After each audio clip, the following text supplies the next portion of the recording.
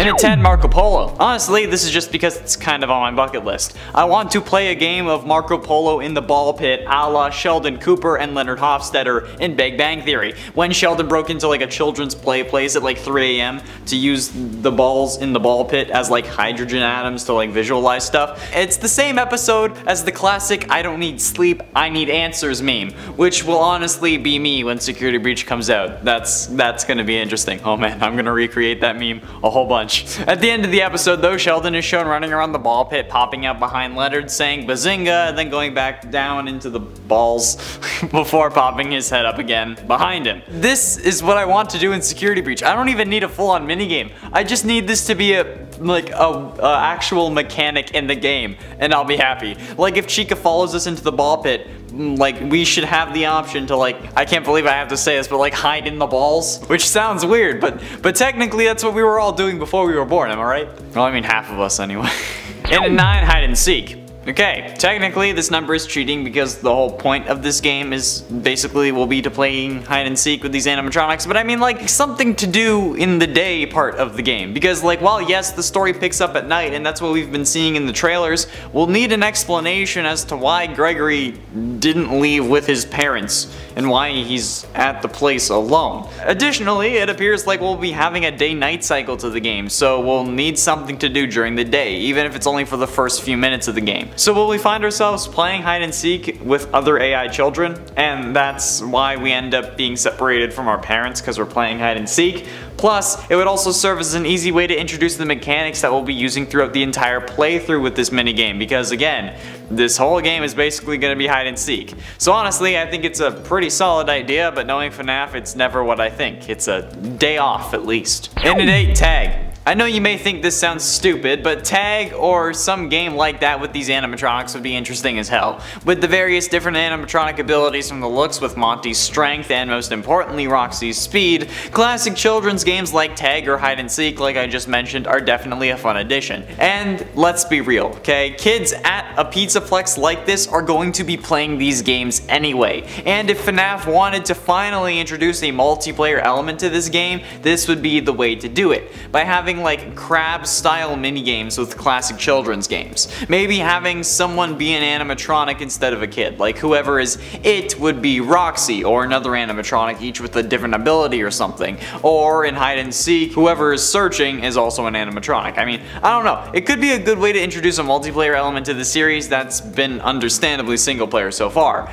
However, with Vanny saying that she has all of our friends in the first FNAF teaser ever for this game, could that really have been Steelwool hinting at multiplayer minigames online? And at 7, 8-bit minigames. The 8-bit minigames are a staple in the FNAF community, and are some of the parts that reveal the most lore about the games. The 8-bit minigames revealed the first victim, the detailed origins of the puppet, and even what William did after killing Charlotte.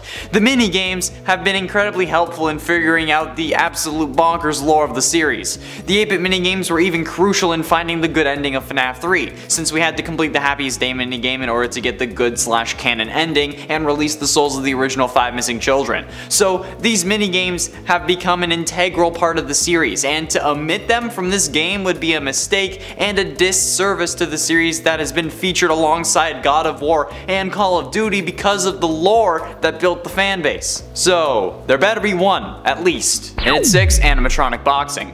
Like, okay, I doubt this will happen, but I really straight up just want to have a full-on fight scene between us as Freddy and another animatronic. Probably Monty because he seems to be the strongest character, but I picture a fight like Godzilla versus Mechagodzilla. I want it so bad. It's certainly an interesting thing that I want to happen, and based on what we've seen in the various trailers, it's not going to happen at all. But this is the kind of thing I want from a FNAF game. I want to beat the ever-loving snot out of these animatronics with my own bare hands. Or I guess, in the case of a Freddy mech, my own bare hands. Get it? Cause he's a bear? No, okay, fine, just be lame. But like, imagine an animatronic boxing ring with like the kids on the outside cheering while we watch animatronics tussle or even like do it ourselves. Ah! That should be a whole separate game on its own.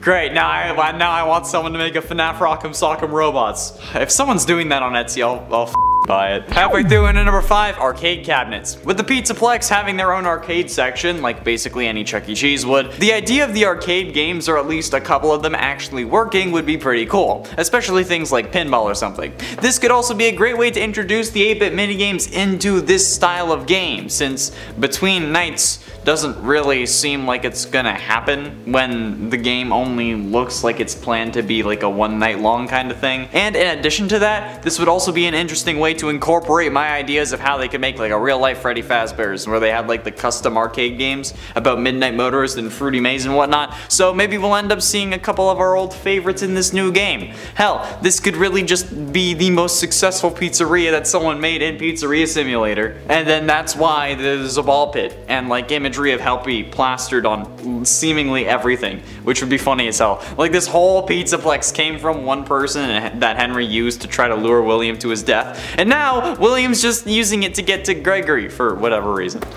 That'd be an interesting theory. And at 4, bowling. Bonnie seems to be not appearing in Security Breach, however they'll be there in spirit. They'll also be there as the mascot of the bowling alley that seemingly appears on the upper level of the Pizzaplex's main area.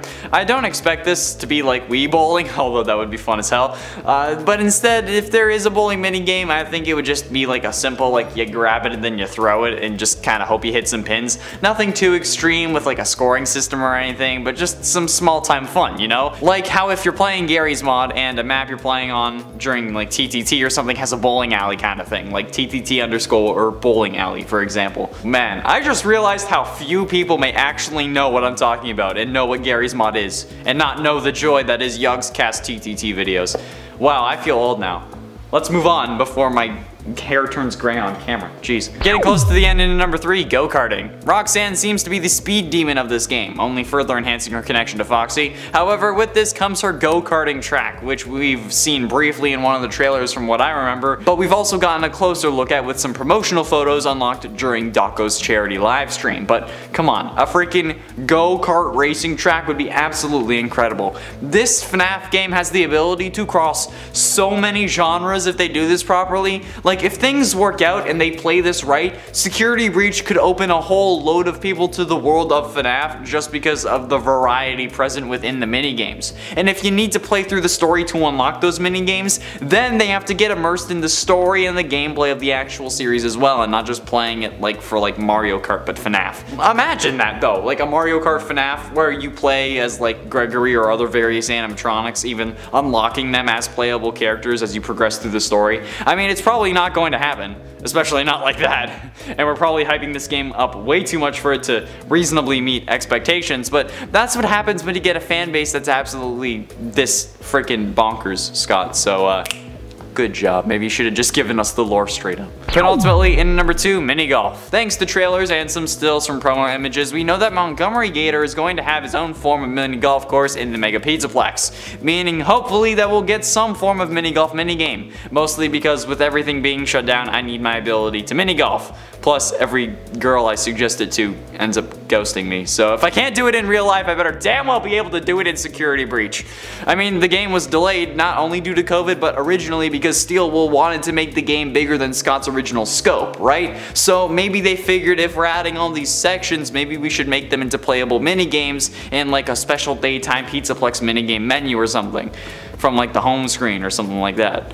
I feel like that's an incredibly missed opportunity if it doesn't happen. If this game is going to cost as much as I think it will, given the current retail price of new console games being around $80, this better have hours worth of content and replayability, okay? We better get Golf with Friends FNAF Edition out for this, basically, okay? And if not, Steelwool and Scott, you can buy that idea off me, okay? Just like DM me on Instagram. Link is in the description. Finally, and at number 1, laser tag. Much like the mini golf, we know there's going to be a section for laser tag inside the Mega Pizzaplex. So, considering how there seems to be a day and night cycle, we better be able to play laser tag during the day or I'm going to be mad. This is like the one thing I want in this game. I don't care if we don't get go-karting or mini-golf or 8-bit mini-games, okay? As long as we can play laser tag, I'm fine with it. Yes, I'm that guy. I love laser tag. I grew up playing it. And if COVID wasn't a thing, I'd be a regular Barney Stinson playing it every other weekend, okay? Laser tag is like my favorite thing. It's fun,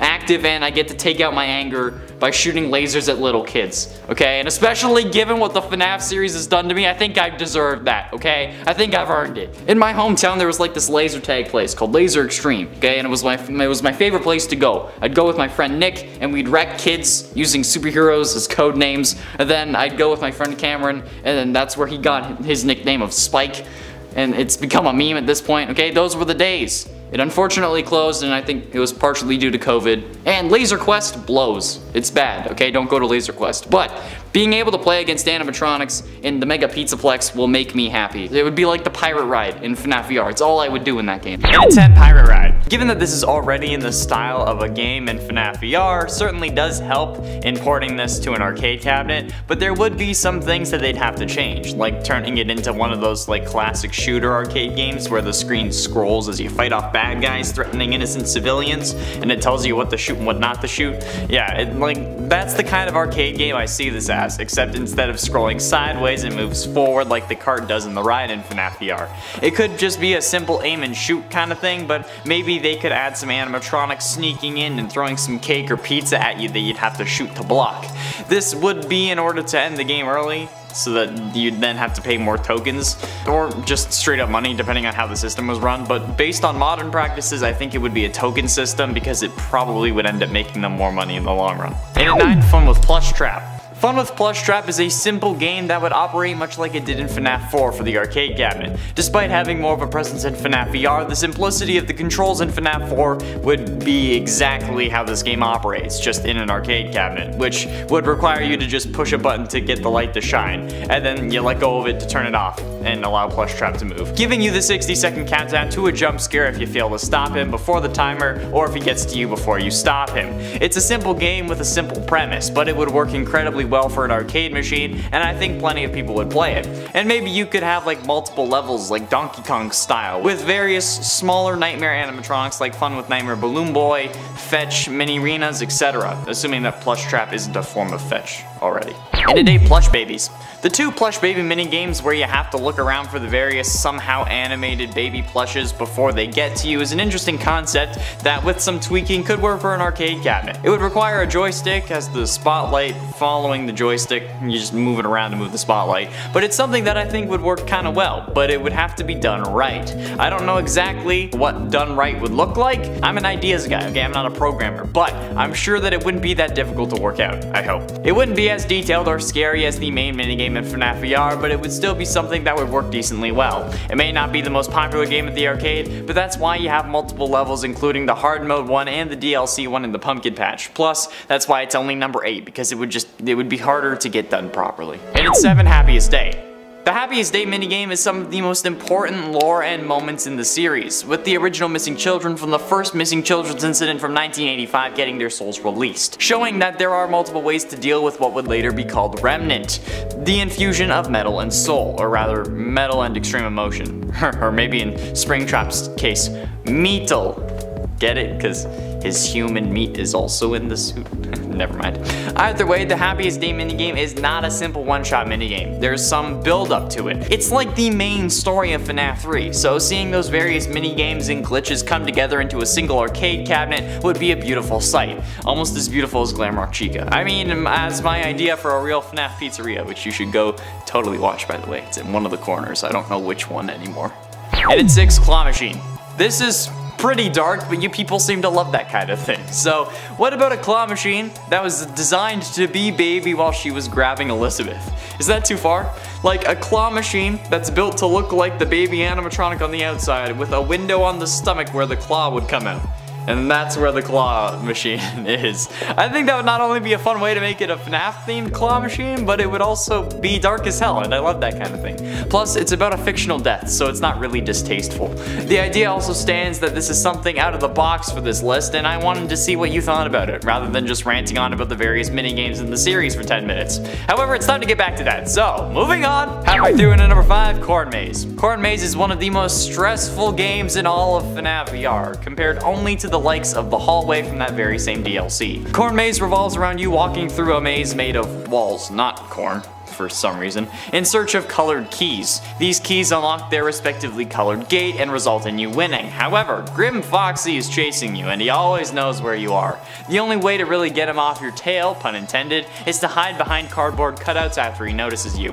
The maze is also filled with clusters of crows that will alert Foxy to your location if stepped on, which will result in him finding you faster, as well as scaring the living hell out of you. This game, in the same vein as the Help Wanted flat mode version, but controlled with a joystick and buttons, would work incredibly well, and you wouldn't have to find all 4 keys to unlock a secret one. You just don't have a secret one, and you're golden. Man, I'm a genius. And at 4, Security Puppet. Ah yes, Security Puppet. One of the 3 mini-games required to play through to completion for the Lorekeeper ending of FNAF 6. And let's be honest, you should always play mini-games through to completion, otherwise it's just mean.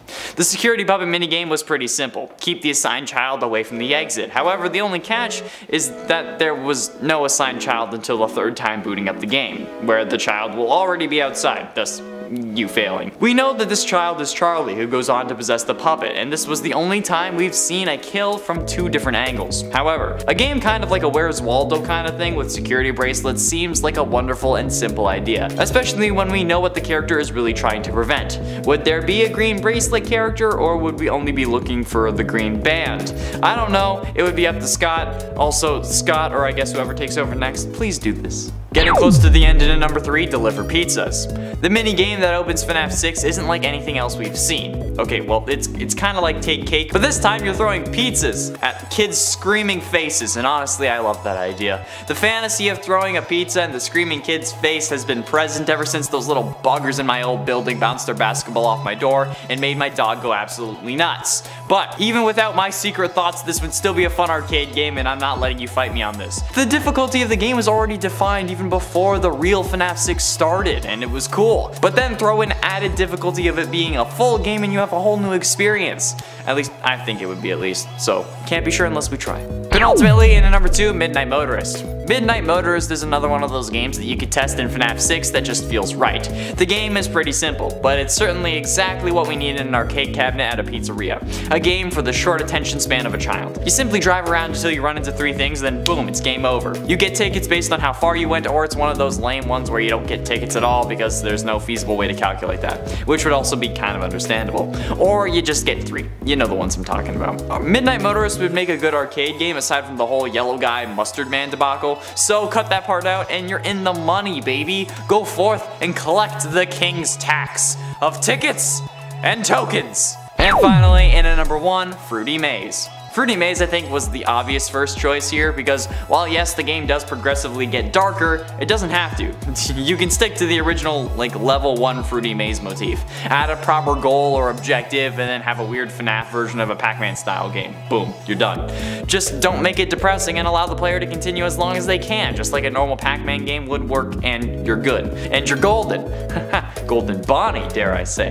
And maybe throw in a certain level where it's like the messed up dog, flowers, and blood kind of thing just to make sure it's authentic, because knowing these comments, you'll all be disappointed and even get mad if these things don't turn into something dark and twisted. I don't know about something like new being added to the series in the real world, but like, I don't know if you'd want that to be twisted and disturbing. Like if it was a new arcade game, for example, but something like Fruity Maze, you'd insist on it. So yeah, I know you're all sick, and I love you for it. Starting us off in at number 10, FNAF 1 and 2. You can play through some of the original FNAF games in Help Wanted, however, these are actually terrifying. Aside from always having to keep the cameras on, you can also get jump scared by Foxy instantly if you poke your head out the office, and then you have to watch the animatronics walking right next to the door as they move past you into the office. While this makes it scary, the real terrifying part is scale. These animatronics are so freaking huge when you look at them from this perspective. When it's a stationary 2D camera and they aren't right next to you, it's fine, but adding that extra dimension really shows how small everything is in comparison, and it's evident from the main loading screen that you aren't as tall as you normally are. Being taller than your enemy can give you a sense of power. It's why people aren't scared in the first game. It's because of the sense of scale. FNAF 1 and 2 do it wonderfully in VR.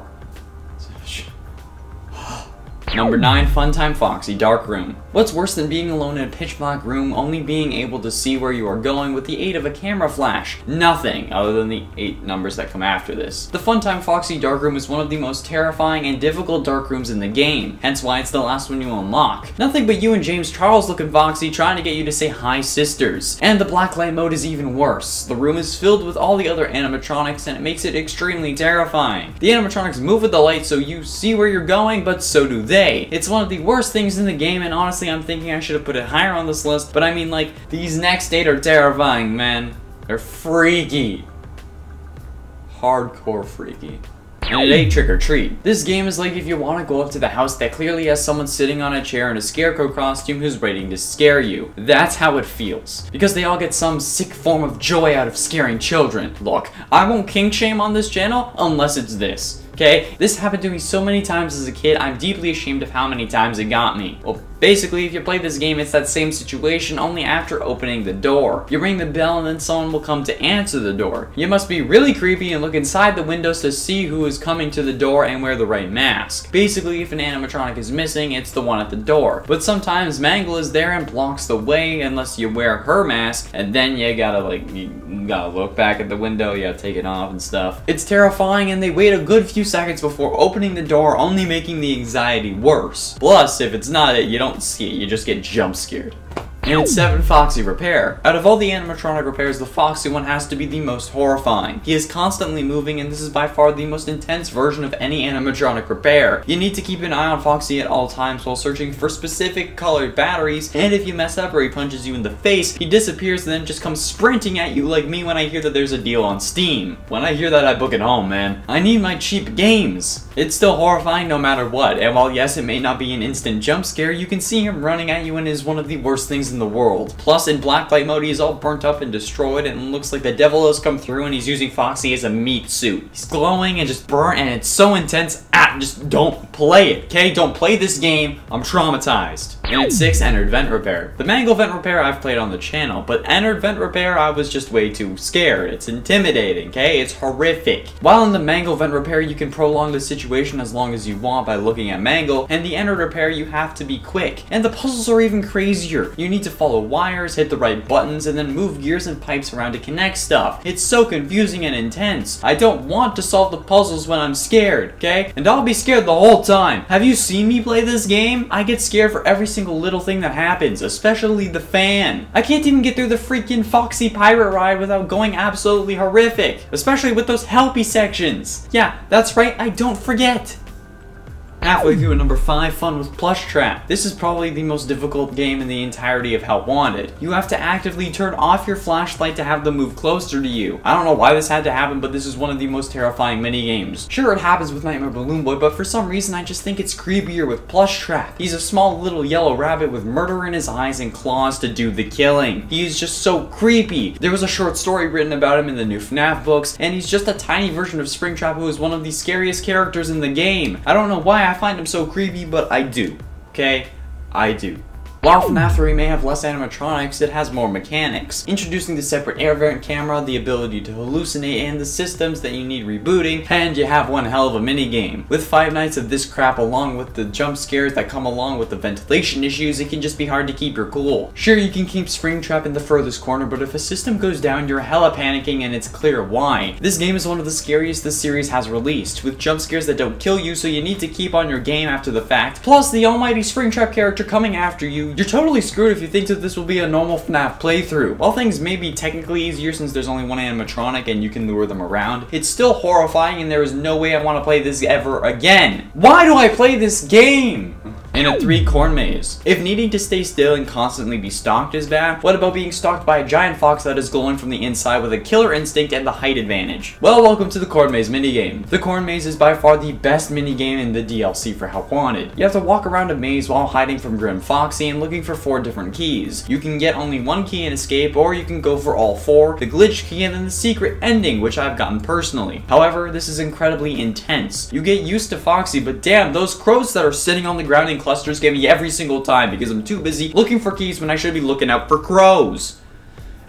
Can you tell that this game and this series in general stresses me out? I get what MapPad is talking about now. Talking about this series so much can be very draining, and there was a few months where all we talked about was FNAF. Also, for anyone wondering, we kept doing that because you all loved those videos and they were incredibly popular and still are. We get more views and likes on the FNAF videos than anything else, and that's why we do them so often. So if you want more of a certain thing, share the video and be sure you hit like if you did like that video. It helps us know what you like and tells us that you want more. The hallway minigame is hands down the scariest minigame in the Curse of Dreadbear DLC. Having nowhere to go but forward towards all the most terrifying animatronics doesn't really help. You need to walk down a hallway where Nightmare Foxy will randomly appear in front of you with the lightning, which will make you need to stop moving. But you can't stop just anywhere because Bonnie and Chica are placed at the doors that go the length of the hallway on their iconic signs, of course. So if you get stuck outside on one of those doors, you're screwed. That kind of sounds easy though, right? Just wait between doors until you see Foxy and know he's not there. Well, guess what? Once you get halfway down the hall, Nightmare Freddy will decide to join the party and start walking up the hall, making sure you can't stay still for too long because he will catch up to you if you do, ending the game. This is just a whole mess, and it's one of the most terrifying things to play. Watching it is hilarious, but playing it is a hard no for me. That's a hard no. Finally, in at number 1, Nightmare Fredbear. The Nightmare animatronics are some of the scariest animatronics in the games, and while most of them get featured in Help Wanted, only Nightmare Fredbear gets his own game. This animatronic is the scariest animatronic in the game to me, especially because the one called Nightmare doesn't make an appearance. Having to deal with watching this towering monster of a Scooby-Doo looking guy running at you in order to eat your flesh is terrifying, and when he walks into the room if you're at the wrong door, holy sweet Lord Jesus. I was watching NVR play this and he literally started singing the Scooby-Doo theme song while trying to calm himself down. But it honestly only made it worse. He should have sung the one we all know, you know, the really catchy one. But what's new, Scooby-Doo? We're coming after you. Please do not copyright me either freaking way. This game is too scary. What's new, Scooby-Doo? Boom! Oh, what have I become? What has this series done to me?